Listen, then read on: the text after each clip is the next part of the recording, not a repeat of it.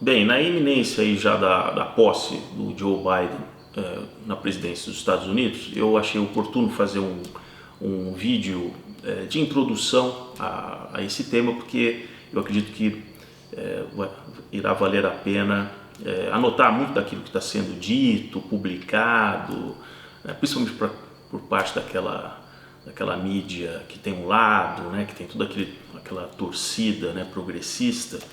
E então eu acho que vai ser muito interessante anotar aquelas famosas previsões, né? Toda aquela sensação de que não, agora realmente, né? Agora vai. Então quero fazer algumas observações sobre como é que eu vejo dentro aí da ciência política e daquilo que eu acompanho dentro do sistema eleitoral americano, lembrando que o sistema hoje, claro, sofre uma série de críticas, mas que tem uma capacidade de regeneração muito maior do que simplesmente tentam destruir, né? Se não fosse assim, não teria durado tanto tempo, com só algumas dezenas de emendas na Constituição. Então, as mudanças ocorrerão, com certeza ajustes serão feitos para futuras eleições, mas isso simplesmente não desqualifica o sistema, né, da maneira que ele foi montado, dentro inclusive do sistema de fato do federalismo americano. Seria muito difícil se destruir certas características que são peculiares a estados e que levam aquilo já há séculos, né? O mais provável é que se permita, evidentemente, que os estados, as assembleias dos estados, façam suas modificações, tentando haver uma proximidade com modelos de outros estados que se mostraram mais eficazes. Mas vir uma decisão de cima para baixo do Congresso para os estados, eu acho pouco provável, né? Como eu já comentei no passado, a Câmara dos Representantes, equivalente à nossa Câmara dos Deputados dos Estados Unidos, não só ela segue realmente uma proporcionalidade que a cada 5 anos é recalculado quantos representantes devem haver em função do estado, não é essa pantomima brasileira que você tem tanto um mínimo como um máximo, né?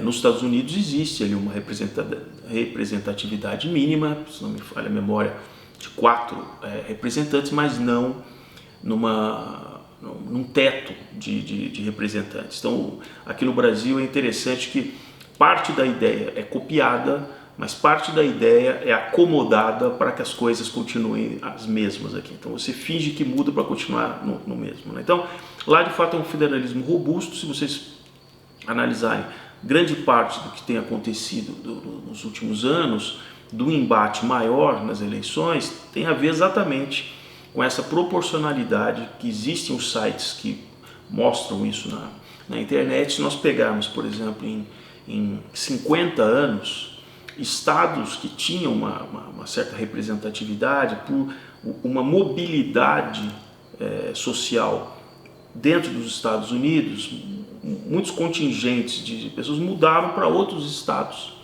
e ao se fazer essa recontagem da população a cada 5 anos para esse efeito eleitoral, o peso desses estados passou a ser diferente do que havia no passado. Então, estados que no passado eram tradicionalmente republicanos, hoje podem já ter uma concorrência maior de democratas, de condados democratas, porque também aquilo é fragmentado por condados ali dentro de cada estado. E outros estados que poderiam ser neutros, ser swing states, podem passar a adotar ou de um lado ou do outro. Então isso é um processo dinâmico e que se intensificou com essa grande mobilidade social. Eu quero me basear nesse vídeo um grande exemplo que os americanos deram, e aí as pessoas se esquecem, né? Como, por exemplo, nesse livro sobre todas as batalhas da Guerra Civil Americana, né? Então hoje quando se diz, a nação nunca esteve tão dividida, pois é, e nesses anos aqui. Agora, o Lincoln não pretendia ter uma nação realmente dividida. Ele não viveu para implantar essa pacificação, mas os sucessores dele fizeram assim. O próprio comandante das Forças da União, que se tornou depois, anos mais tarde, presidente, também foi na mesma linha. O Ulysses Grant também procurou a pacificação após a Guerra Civil, né? Por mais sangrenta e penosa que tenha sido para a população americana. Claro, existem os seus bolsões que ficaram ainda com aquelas símbolos e aquela mentalidade dos confederados, mas não se pode dizer que a nação, a partir dali, se tornou uma nação dividida, como aconteceu, por exemplo, se nós pegarmos um exemplo do que era a antiga Iugoslávia, e a partir do falecimento do Marechal Tito, ela simplesmente se fragmentou naquelas repúblicas, porque elas originariamente elas tinham etnias diferentes, distintas, que uma tentava se sobrepor para a outra, escravizar a outra sob um certo aspecto. Então não havia forma de conciliação, diferente dos Estados Unidos, que todos eles estavam dentro de uma mesma matriz de formação de um país, apesar dos estados do norte terem uma visão, os estados do sul de outra, mas eles eram de uma mesma base étnica, digamos assim, de formação. Agora, eu não vejo isso com essa altivez para muitos daqueles que defendem os democratas. É claro que a gente sabe que existe uma boa parcela de republicanos moderados, uma boa parcela de democratas moderados. O próprio Biden é um exemplo de um democrata moderado, e por isso que ele ficou tanto tempo, foi possível ele se renovar ali o seu mandato, que nos Estados Unidos é de 6 anos, de senador, né, até se tornar o vice-presidente do Obama, né. Então, só que da forma que a imprensa americana está se posicionando e ela está dando espaço para a ala exatamente mais radical dos democratas. Nós temos que lembrar que a própria Kamala Harris, a Elizabeth Warren, o Bernie Sanders são progressivamente nessa linha mais radical dentro dos democratas. Eles estão quietinhos porque ainda não chegou o dia da posse. Mas sem dúvida nenhuma, aí vai a minha primeira observação. O maior desafio para mim na área política do Biden é que, apesar dele ter, pela natureza dele, e eu acho que ele, de um ponto de vista histórico e pela idade, ele deve se sentir um pouco aquele pai salvador como foi o Roosevelt nos anos 30, né? Criando o New Deal e tal, né? Então eu não espero outra coisa dele a não ser ele tentar fazer um governo de coalizão, de tentar pacificar. Agora, é claro que uma coisa era quando ele saía para um almoço, um jantar com senadores republicanos e eles trocavam algumas ideias sobre algumas coisas, sobre a opinião de um lado e a opinião do outro. Aí eles eram todos colegas senadores. E tinha conversa com o Biden porque ele era considerado um cara de ouvir muito conselho, de conversar. Agora, isso muda de figura, primeiro porque ele já está há mais de uma década fora do Senado. Muitos daqueles senadores que ele conhecia, ou na época, hoje já também não são mais senadores, e mesmo aqueles que foram, têm hoje uma visão de, olha, o americano é muito prático, né? Seja nas atividades de vizinhança, atividades profissionais, ele separa muito bem as atividades. Então não é aqui no Brasil, você tem aquilo, já vem botando a mãozinha no ombro, já vem, não, como vai? Não, isso não existe.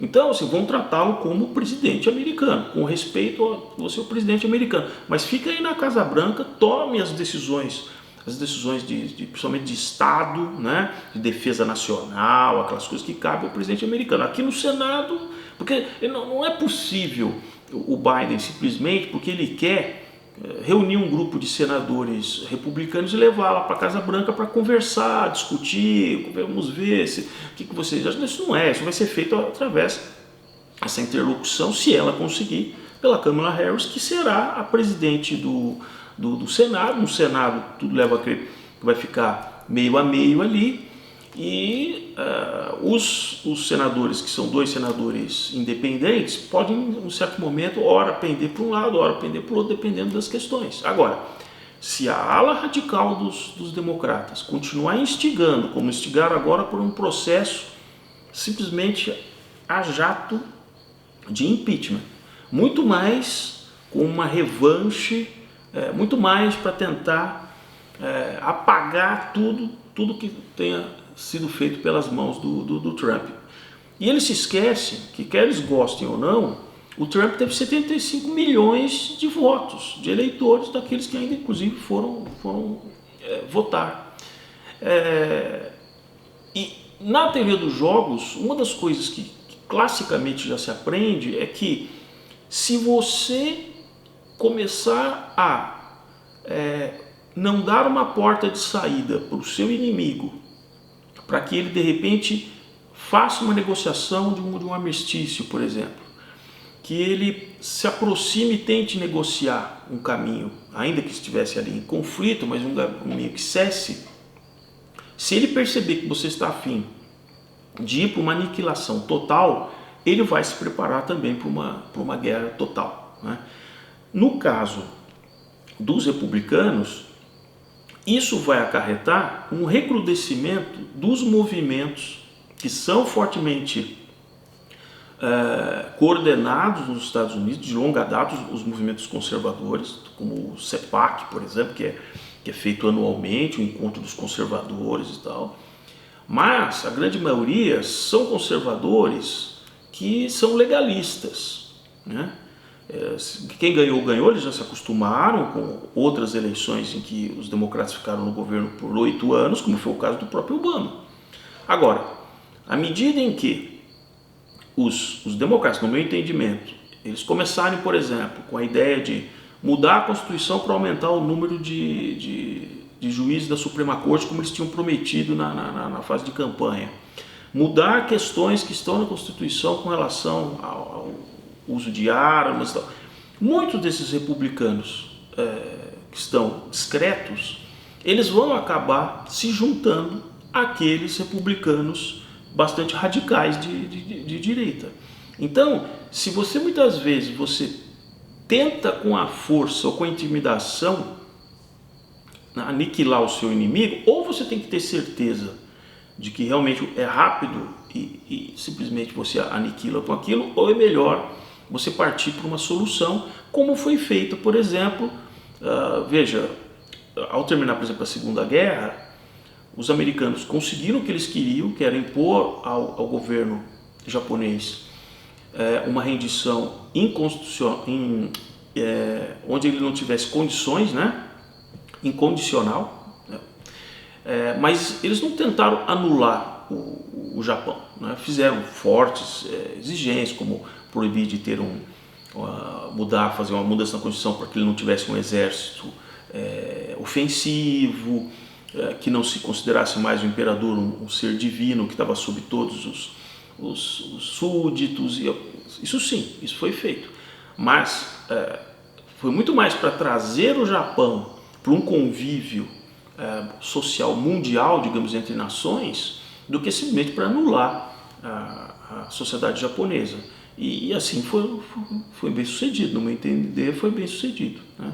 A própria reconstrução da Europa com o Plano Marshall era realmente, acima de tudo, para que eles não caíssem naquele discurso fácil comunista, que era muito, muito fácil, a partir daquele momento, com tudo aquilo destruído, os comunistas ali venderem isso, dizer, olha, não, tá vendo, vocês têm que fazer suas revoluções aí, tomar ainda o que tiver de riqueza de quem tiver permanecido nesses países. Então, o Plano Marshall, além da questão humanitária, tinha uma questão de visão geopolítica muito, muito, muito importante, né?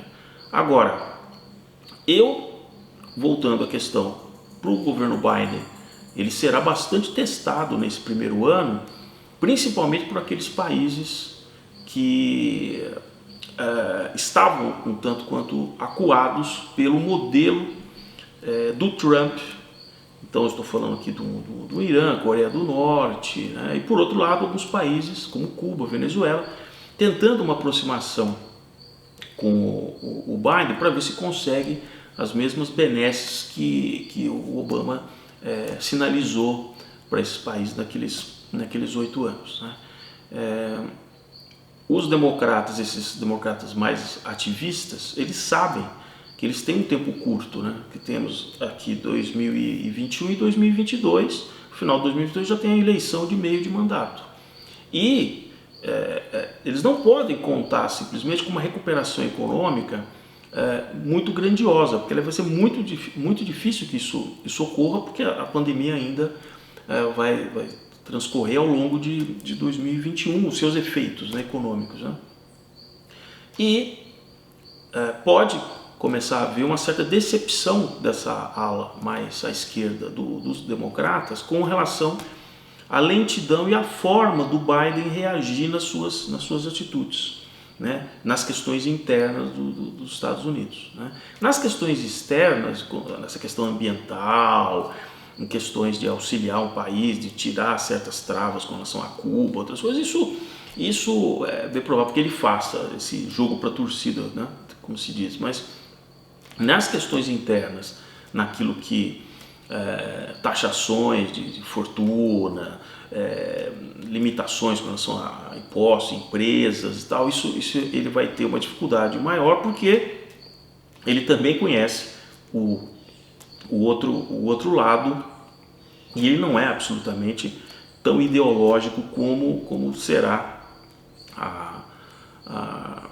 Kamala Harris, e vão colocar alguns daqueles democratas da época da campanha em algumas posições ali no governo.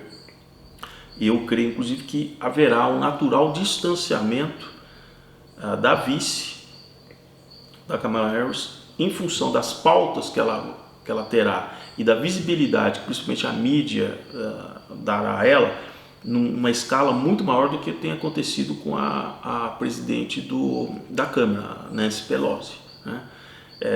Então essa notoriedade para ela no Senado e a agenda dela deve se distanciar da agenda do Biden, né? Então, para o primeiro ano de mandato, eu acho que é o que teremos. E haverá sempre aquela frustração aqui da esquerda nacional brasileira, porque eles acham que vão conseguir uma via de exemplo e tal. Em pouco tempo os americanos vão estar tocando a vida deles, alguns comentários sempre com algumas coisas com relação ao Brasil, mas eu diria que será não adianta que eles não têm tanto tempo assim para ficar gastando com uma política e uma retórica com relação ao Brasil, ainda que o Biden durante a campanha tenha feito algumas colocações e tal, mas ele tem outras coisas mais urgentes para tratar.